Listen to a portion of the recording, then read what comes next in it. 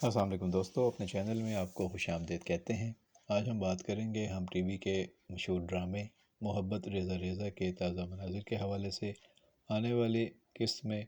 اب آپ کافی دلچسپ مرحلے میں اس ڈرامے کو داخل ہوتے ہوئے دیکھیں گے۔ اب تک جو کہانی ہے وہ لالچ اور انتقام کے حوالے سے چل رہی ہے۔ ایک طرف نیکی ہے، دوسری طرف بدی کی لڑائی ہے، اور اس ڈرامے میں اب تک آپ بہت ہی عمدہ اداکاری کا مظاہرہ دیکھتے آ رہے ہیں، لیکن اب مکار اور عیار جتنے کردار ہیں ان کے کیفر کردار کو پہنچنے کا وقت آ رہا ہے۔ ان کو اپنے کیے کی سزائیں ملنے والی ہیں، خاص طور پر نگینہ اور اس کی فیملی کو، جنہوں نے بہت دکھ دیے ہیں، اور سگے رشتہ داروں کے ساتھ ان کا جو رویہ ہے وہ انتہائی قابل نفرت ہے اور قابل سبق ہے ان تمام لوگوں کے لیے جو اس طرح کے لالچ کا شکار ہو کر اپنے سگے رشتہ داروں کے ساتھ ایسا سلوک روا رکھتے ہیں۔ اس ڈرامے میں اب ماموں کی فیملی پیسے کے لیے کچھ بھی کر سکتی ہے، یہ بات تو واضح ہو چکی ہے، اور اریز کی تلاش میں جس طریقے سے بھی لالچ دے کر اس کی فیملی کو فون پر 20 لاکھ روپے کا پروفٹ کا لالچ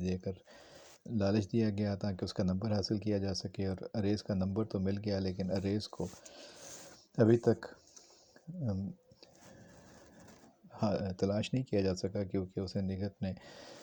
نگینہ نے کمرے میں بند کرنے کے بعد پولیس کو بلا لیا تھا اور اس پر الزامات لگا کر اس کو گرفتار کرا دیا تھا۔ وہ بیچارہ تھانے کے فرش پر پڑا ہوا ہے اور سوچ رہا ہے کہ اس نے کیا کیا خواب دیکھے تھے، لیکن اپنی ہی غلطیوں سے اور اپنی ہی حماقتوں سے وہ اس حالت کو پہنچ گیا ہے۔ بدگمان ہو کر اس نے اپنی ماں کو بھی اپنے گھر سے نکال دیا، اور اس کی بیوی اور اس کے لالچی گھر والوں نے اس کے گھر پر بھی قبضہ کر لیا۔ اب وہ اس کی گاڑیاں اور ہیوی موٹر سائیکل اور ساری چیزیں بیچ کر فلیٹ خریدنے کے خواب بن رہے تھے۔ اتنے میں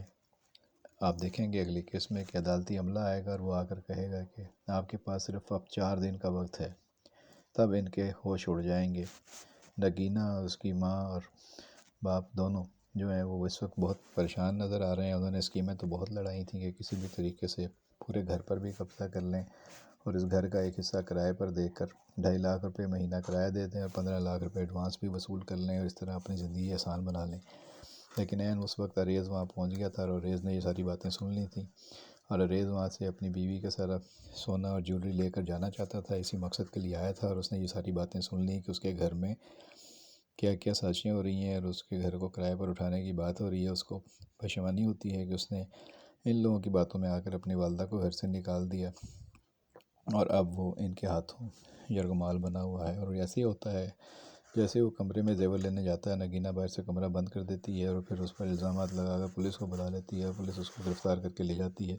پولیس کے سامنے ہی اریز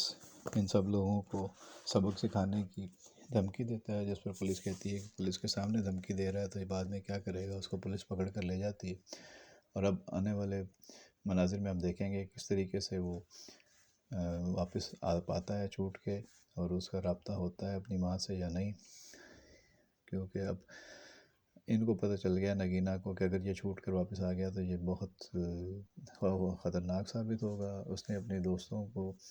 ڈھونڈنا شروع کر دیا جن کے ذریعے وہ سیکیورٹی حاصل کر سکے اپنے لیے۔ اس کی ایک دوست جس کا باپ جج ہے وہ اس سے رابطہ کرتی ہے کہ کسی طرح سیکیورٹی مل جائے اور ہم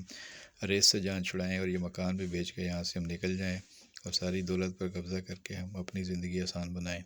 تو آنے والے مناظر میں بھی آپ اور لڑائی دیکھیں گے، جد و جہد ہوگی، اچھائی اور برائی کی جد و جہد چل رہی ہے۔ یہ خوبصورتی سے ڈرامہ آگے بڑھ رہا ہے۔ جو اپڈیٹس ہوں گے وہ ہم آپ کو اگلی ویڈیو میں بتائیں گے۔ اپنا خیال رکھیے گا، بہت شکریہ۔